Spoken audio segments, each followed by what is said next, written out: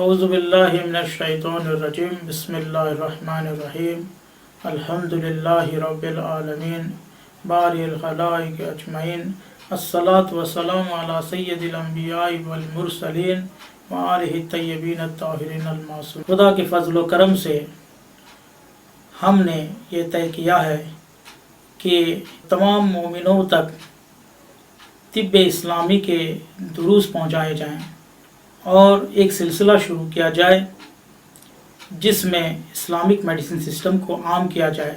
اس رمضان کے بعد ہم یہ سلسلہ اس لیے شروع کر رہے ہیں کیونکہ ہم نے دیکھا کہ اسی ماڈرن میڈیسن سسٹم کی وجہ سے آج ہمیں لاک ڈاؤن میں جانا پڑا، ہماری مسجدیں بند ہو گئیں، اذانیں بند ہو گئیں، صرف یہ WHO کے حکم پر یہ سب کیا جا رہا ہے۔ یہ اس لیے ہو رہا ہے کیونکہ ہم نے اتنی ترجیح دی اس ماڈرن میڈیسن کو، اور اپنے جو میڈیسن سسٹم ہے، اسلامی میڈیسن سسٹم ہے، اس کو بھلا دیا۔ یہاں تک کہ آیورویدا ایک بہت اچھا میڈیسن سسٹم ہے، اس کو بھی ترجیح نہیں دے رہے ہیں۔ تو آج سے ہم دراست فی طب رسول المصطفیٰ جو آیت اللہ تبریزیان کی جمع کی ہوئی حدیث ہیں، اس کتاب کا سلسلہ شروع کر رہے ہیں، اور کوشش کریں گے کہ ہر درس میں، ہر لیسن میں ایک حدیث کو یا ایک یا دو حدیث کو، زیادہ لمبا بھی نہیں ہوگا، 10 سے 15 منٹ کا ایک درس ہوگا جس میں ہم بیان کریں گے اور سمجھانے کی کوشش کریں گے۔ اس طریقے سے تمام مومنوں تک اسلامی میڈیسن سسٹم کو پہنچانا ہمارا مقصد ہے۔ اس لیے آپ سے درخواست ہے کہ ہمارے جو یوٹیوب چینل ہے IGL کا، اس کو سبسکرائب کریں اور بیل آئیکن ضرور دبائیں۔ ہم آپ کو اس پر لنک بھی بھیج رہے ہیں۔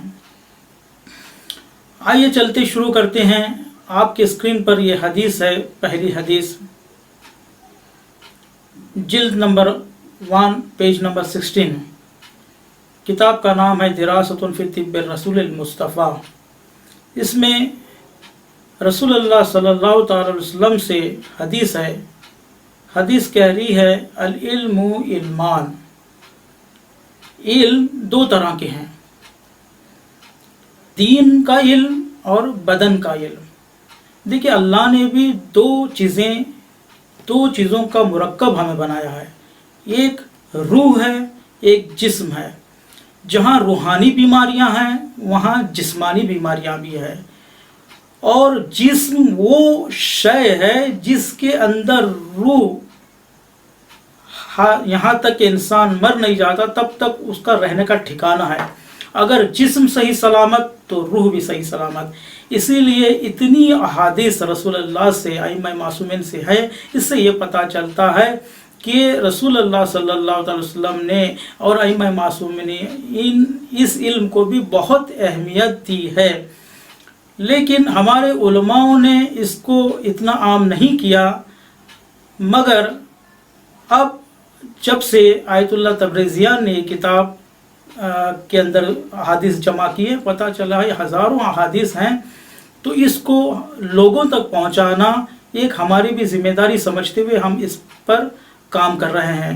امید ہے کہ آپ سب اس کا ساتھ دیں گے اور اس علم کو سیکھیں گے، اور اس کو زیادہ سے زیادہ لوگوں تک شیئر کریں تاکہ لوگ بھی اس سے فائدہ اٹھائیں، اور کوشش یہ کریں کہ جہاں تک ہو سکے اپنی بیماریوں کو ہرب سے، ویجیٹیبل سے اور جو نیچرل چیزیں ہیں اس سے علاج کریں۔ اور بہت سی بیماریاں تو ایسی ہیں جس کو جلدی علاج نہ کرنا ہی انسان کے بدن کے لیے فائدہ مند ہے، کیونکہ بہت سی بیماریاں جس کو ہم بیماری سمجھتے ہیں وہ انسان کی باڈی کی کلیننگ سسٹم ہوا کرتی ہے۔